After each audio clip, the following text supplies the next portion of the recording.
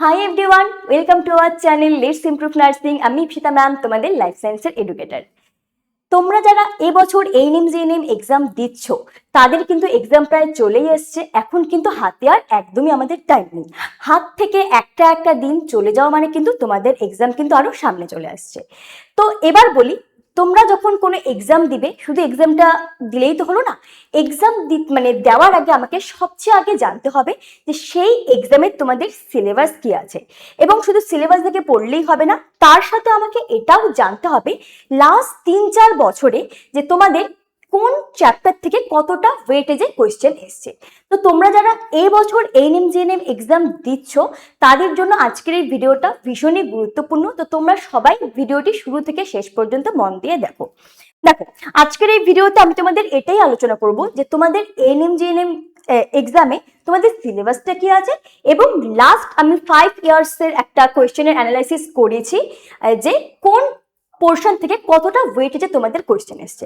কারণ তোমরা শুধু পড়ে যাচ্ছ তাহলে তো হবে না, তোমাকে জানতে হবে যে কোন চ্যাপ্টারটা বেশি গুরুত্বপূর্ণ, কোন চ্যাপ্টারটা একটুখানি কম গুরুত্বপূর্ণ। কারণ এখন যেহেতু হাতে এক ফোঁটাও টাইম নেই, এখন আমাদের কিন্তু স্মার্টলি পড়তে হবে। ঠিক আছে, শুধু পড়ে গেলাম সেটা করলে কিন্তু হবে না। আগে আমরা দেখি যে আমাদের এই এএনএম জিএনএম এক্সামে আমাদের সিলেবাসটা কি আছে।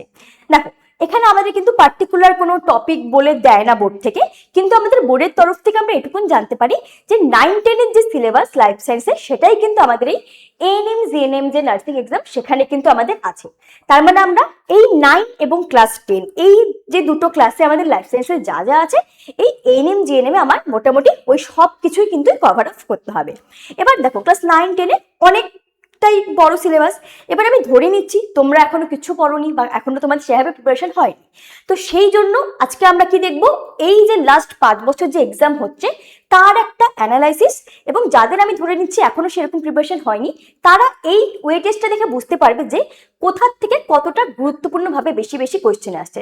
তাহলে আমরা ওই চ্যাপ্টারগুলো বেশি আগে পড়বো। তো চলো আমরা আগে দেখে নিই যে কি আছে। না, এখানে যে টপিকগুলো আছে, শ্রেণীবিন্যাস বিদ্যা, উদ্ভিদ শ্রেণীবিন্যাস, প্রাণী শ্রেণীবিন্যাস, জৈব অণু, কোষ কলা, সালোক সংশ্লেষ, শ্বসন, পুষ্টি, রক্ত সঞ্চালন, নিঃসরণ, জীববিদ্যা, মানব কল্যাণ, পরিবেশ ও তার সম্পদ, এটা হচ্ছে আমাদের 9 এর সিলেবাস। এবার দেখো, এখানে আমি তোমাদের 2021, 22, 23, 24, 25 এই 5 বছরের একটা কোয়েশ্চেনের অ্যানালাইসিস করেছি, এবং তোমরা এখানে আমি শিফট 1 শিফট 2 সব আলাদা আলাদা করে দিয়েছি তোমাদের বোঝার সুবিধার্থে। এবার দেখো, এখান থেকে যদি আমরা দেখি, এই যে জৈব অণু চ্যাপ্টারটা দেখো ভালো মতো, এখান থেকে দেখো প্রত্যেক ইয়ার কতটা পরিমাণে কোয়েশ্চেন আসছে। তো এই চ্যাপ্টারটা আমাদের ভালো মতো করতে হবে। নেক্সট কোষ ও কলা, এখান থেকেও দেখো প্রত্যেকটা ইয়ারে প্রচুর কোয়েশ্চেন আসছে। তারপর জীববিদ্যা ও মানব কল্যাণ, এখান থেকেও দেখো প্রত্যেকটা ইয়ারে অনেক অ্যামাউন্টের কোয়েশ্চেন এসছে। তারপর রক্ত সঞ্চালন, তারপর এখানে নিঃসরণ, এগুলোর থেকেও দেখো কতটা পরিমাণে কোয়েশ্চেন এসছে। তো তোমরা এই ভিডিওটি দেখলে বুঝতে পারবে যে কোন চ্যাপ্টারটা কতটা ইম্পর্টেন্ট দিয়ে তোমাদের পড়া উচিত। এই গেল আমাদের ক্লাস 9 এর ওপর। এবার তোমাদের নিশ্চয়ই কোশ্চেন আসছে যে হ্যাঁ, আমরা পড়তে তো পারি সবাই একা একা, কিন্তু এখন যেহেতু হাতে আর টাইম নেই, তোমাদের কিন্তু একটা এই পড়ার জন্য একটা প্রপার গাইডেন্স লাগবে। এখন বলতে পারবো আমরা কোথা থেকে পাবো। আমরা কিন্তু তোমাদের জন্য নিয়ে চলে এসেছি এএনএম জিএনএম আরআইসি, অর্থাৎ র্যাঙ্ক ইমপ্রুভমেন্ট কোর্স। এখানে আমরা তোমাদের কোয়েশ্চেন প্র্যাকটিসের সাথে সাথে আমরা এখানে তোমাদের বেসিক গুলো কিন্তু একদম ক্লিয়ার করে দিব, যেন স্টুডেন্টের কোনো রকম কোনো প্রবলেম না থাকে। এবং এখানে আমরা ভরে ভরে তোমাদেরকে কোয়েশ্চেন প্র্যাকটিস করাবো, ঠিক যে প্যাটার্ন বা যেরকম ভাবে তোমাদের এক্সামে কোয়েশ্চেন আসছে, যেন স্টুডেন্টদের কোনো রকমের প্রবলেম না হয়। তো তোমরা অবশ্যই কিন্তু ব্যাচটা জলদি জয়েন করে নাও, এখন কিন্তু আর টাইম নেই। কারণ তোমরা যখন ব্যাচটা নিবেই, তো তোমরা অবশ্যই এখনই জয়েন করো, একদম ক্লাসটা শুরু থেকে স্টার্ট করো। কারণ যাদের এই ধরো অনেকে থাকে, যে অনেক স্টুডেন্ট আমি দেখেছি যে বেশ পরে পরে ক্লাসটা জয়েন করে, এর ফলে কি হচ্ছে, স্টুডেন্টদের কিন্তু প্রত্যেকটা সাবজেক্টে তখন ব্যাকলগ থেকে যায়, তখন না ওরা এখনের ক্লাস করতে পারে, না ব্যাকলগ গুলো ক্লিয়ার করতে পারে। তো এখন যেহেতু হাতে আর টাইম একদমই নেই, তোমরা ব্যাচ আমাদের এই রিসেন্টলি কিন্তু স্টার্ট হয়ে যাবে খুব শীঘ্রই। তোমরা অবশ্যই আজকালকের মধ্যে কিন্তু ব্যাচটা এখানে জয়েন করে নাও। ব্যাচের প্রাইস মাত্র কিন্তু 499। এবার দেখো, এই 499 কিন্তু আমরা অনেক জায়গায় কিন্তু অনেক ভাবে কিন্তু খরচা করি, তাই তো। তো এই টাকাটা যদি তোমরা তোমাদের একটুখানি পড়াশোনার জন্য লাগো, তাতে ক্ষতি কি, তাতে তো তোমাদেরই লাভ। কারণ আমাদের টার্গেট কি, যে একটা ভালো গভর্নমেন্ট কলেজে চান্স পাওয়া। তো এটা করার জন্য আমরা তো এটুকুনটা করতেই পারি। তো আর লেট না করে তোমরা অবশ্যই সবাই কিন্তু আরএসসিটা জয়েন করে ফেলো। এবার আমাদের ক্লাস 10 এর সিলেবাস যদি আমরা দেখি, এখানে কি কি আছে? উদ্ভিদ চলন, উদ্ভিদ হরমোন, প্রাণী হরমোন, স্নায়ুতন্ত্র, গমন, কোষচক্র ও কোষ বিভাজন, বংশগতি, অভিব্যক্তি, জনন, নাইট্রোজেন চক্র, জীব বৈচিত্র্য। এই আমার 10 এর সিলেবাস। বাট এখান থেকে দেখো হিউজ নাম্বারের কিন্তু কোয়েশ্চেন প্রত্যেক ইয়ার আসছে। ঠিক যদি তোমরা এখানে অভিব্যক্তি দেখো, দেখো প্রত্যেক ইয়ার কতটা পরিমাণে কোয়েশ্চেন এসছে। বংশগতি লাস্ট ইয়ারের কোনো কোয়েশ্চেন কিন্তু এখানে আমাদের দেয়নি, কিন্তু দেখো আগের ইয়ারগুলোতে কিন্তু ভালো কোয়েশ্চেন এসছে। নাইট্রোজেন চক্র, তারপর জীব বৈচিত্র্য, প্রাণী হরমোন, দেখো প্রাণী হরমোন থেকে আমাদের কতটা কোয়েশ্চেন এসছে। তো এই জায়গাগুলো কিন্তু আমাদের ভালো মতো পড়তে হবে। আর যদি কেউ ভেবে দেখো প্রত্যেকে পড়বে, তার জন্য আমি অলরেডি আমাদের বলে দিলাম, আমরা কিন্তু অলরেডি নিয়ে চলে এসেছি আরআইসি।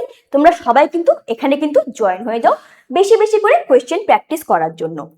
এবার তোমাদের কোয়েশ্চেন যে কিভাবে পড়বে। কোনো কিছু পড়ার আগে আমাদের সেই চ্যাপ্টারটা একটুখানি বেসিক জানতে লাগে। কারণ তুমি যদি বেসিকই যদি না জানো, চ্যাপ্টারটা তুমি যদি নাই জানো, তাহলে তোমরা কি করে কোয়েশ্চেন গুলো সলভ করবে। এবং এখন তো আমাদের হাতে আর বিশেষ টাইম নেই। এবার তুমি যদি সব চ্যাপ্টার ধরে ধরে পড়তে যাও তাহলে হবে না। আগে তুমি কোনগুলো পড়বে, যেগুলো ইম্পর্টেন্ট সেগুলো এক একটা চ্যাপ্টার নাও, একটুখানি থিওরিটা জাস্ট চোখ বন্ধ করে 25-30 মিনিটের মধ্যে তুমি থিওরিটা একবার তুমি জাস্ট সাজিয়ে একটা মাইন্ড ম্যাপ করে নাও। ওকে, এবং তারপরে আমরা ওটার থেকে ভরে ভরে ভরে ভরে তোমরা কোয়েশ্চেন প্র্যাকটিস করো। এবং আরো একটা জিনিস যে আমি সবাইকে বলবো, তোমরা মক দাও, তোমরা মক টেস্টটা দাও। কারণ মক টেস্ট দেওয়া কিন্তু নিজের জন্য ভীষণই জরুরি। কারণ তোমরা কোন চ্যাপ্টার কতটা পরিমাণে করছো বা তোমাদের নিজেদের প্রিপারেশন কিরকম, সেটার জন্য কিন্তু আমাদের মক টেস্ট দেওয়া কিন্তু ভীষণই গুরুত্বপূর্ণ। কারণ মক টেস্ট দিলে তুমি নিজে বুঝতে পারবে যে তুমি নিজেই কতটা প্রিপেয়ার হচ্ছ। বোঝা গেল? তো এই ছিল আজকের এই ভিডিও। এবং তোমাদের যদি ব্যাচ সম্পর্কে আরো ডিটেলসে জানতে লাগে, এখানে আমাদের কন্ট্যাক্ট নাম্বার দেওয়া আছে, তোমরা এই নাম্বারে কন্ট্যাক্ট করে কিন্তু ডিটেলসে জেনে নিতে পারো। তো এই ছিল আজকের এই ভিডিও। যদি তোমাদের ভিডিওটি ভালো লেগে থাকে অবশ্যই লাইক, কমেন্ট এবং বন্ধুদের সঙ্গে শেয়ার করে দাও। আবার দেখা হবে অন্য একটা ভিডিওতে। সবাই ভালো মতো মন দিয়ে পড়াশোনা করো। ততক্ষণ অবধি বাই বাই।